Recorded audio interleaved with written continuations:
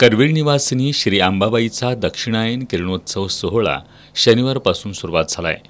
किरणोत्सवाच्या दुसऱ्या दिवशी आज सूर्याची प्रखर किरणं सायंकाळी 5:47 देवीच्या कानापर्यंत पोहोचून डाव्या बाजूनं लुप्त झाली।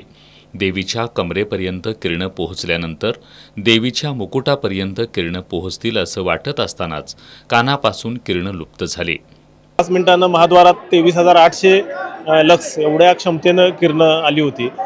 5:35 ती 5:23 गणपती मंदिराच्या मागं आणि 5:35 ते पृथ्वी उंबऱ्यापाशी आली।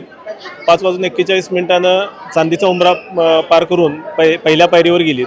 साधारण 5:42 चरण स्पर्श होऊन किरणं मोठ्या ताकदीनं वर सरकत राहिली। 5:47 पर्यंत जगदंबेच्या डाव्या कानापर्यंत हा किरणांचा प्रवास झालेला दिसतो। कालच्या प्रमाणेच काही प्रमाणात असणाऱ्या त्या अडथळ्यामुळं पूर्ण चेहऱ्यावर किरणं पडलेली नाहीत असंच दिसतंय, परंतु चांगल्या क्षमतेनं किरणांचा प्रवास असल्यामुळं हा योग्य पद्धतीनं आणि देवीच्या चेहऱ्यापर्यंत म्हणजे डाव्या कानापर्यंत झालेला दिसतोय।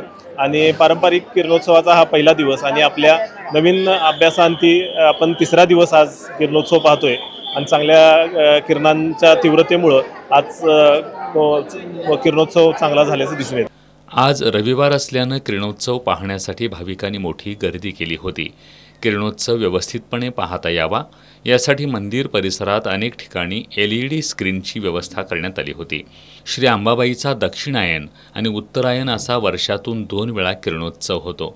नोव्हेंबरमधील 9 ते 11 अशा किरणोत्सवाच्या तारखा ठरलेल्या आहेत, मात्र मागील काही वर्षांपासून यात बदल झालाय। त्यामुळं ठरलेल्या तारखेला 1 दिवस आधी म्हणजेच शनिवारपासून किरणोत्सव सोहळ्याला सुरुवात झाली होती। पहिल्या दिवशी सूर्यकिरणं अंबाबाईच्या खांद्यापर्यंत पोहोचली होती।